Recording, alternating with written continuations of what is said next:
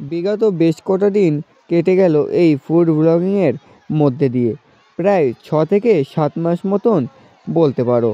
তবে ফুড ব্লগিংয়ে এইরকম একটা দৃশ্য দেখা হয়তো আমার এই প্রথম।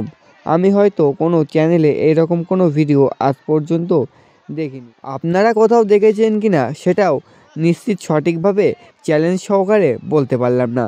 তবে এই প্রথম আমার দেখা রানাঘাটের বুকে ঘটে যাওয়া একটি ঘটনা।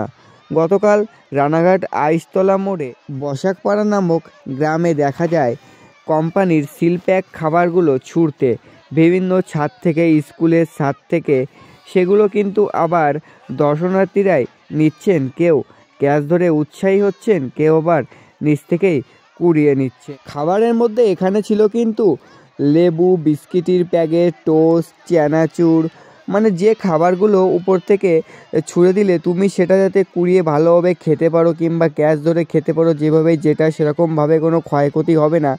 মানে এক কথায় যেটায় মানে কোনো আঘাত লাগলেও তুমি খাবারটি সুন্দরভাবে খেতে পারবে, ঠিক এরকমই প্রত্যেকটা ছাদে এরকম সুন্দরভাবে স্টক করা ছিল। প্রচুর খাবার, প্রচুর প্রচুর পেটি পেটি খাবার এসেছিলো, আর সেগুলোই কিন্তু বিলি করে দেওয়া হয়েছিল ঠিক অন্যভাবে। আর মেনলি এখানে প্রত্যেকে এসছে আনন্দ উপভোগ করতে, কেউ কিন্তু আসেনি। অনেকে হয়তো সেটা নিয়ে অনেক মানে ট্রোল করবে, অনেক কিছু ভাববে, সেটা নয়। জাস্ট মানে এটা এই মেলার মধ্যে থাকার মানে একটা মজাই আলাদা। আর এটা কিন্তু বিগত বেশ কিছু বছর ধরে একটানা হয়ে আসছে। এখানে এসে আমরা জানতে পারি শ্রী রাধাকৃষ্ণের পুজো উপলক্ষে বেশ কিছু বছর ধরে একটানা হয়ে আসছে। কেউ যদি ভিডিওটা দেখে থাকেন একটু শেয়ার করে দেবেন, আর আশপাশ থেকে যদি কেউ দেখে থাকেন তাহলে একটু কমেন্ট বক্সে জানিয়ে যাবে যে এক্স্যাক্টলি কী কারণে হচ্ছে এবং কত সাল থেকে এই ঘটনাটি একভাবেই ঘটে চলেছে বছর পর বছর। বাই।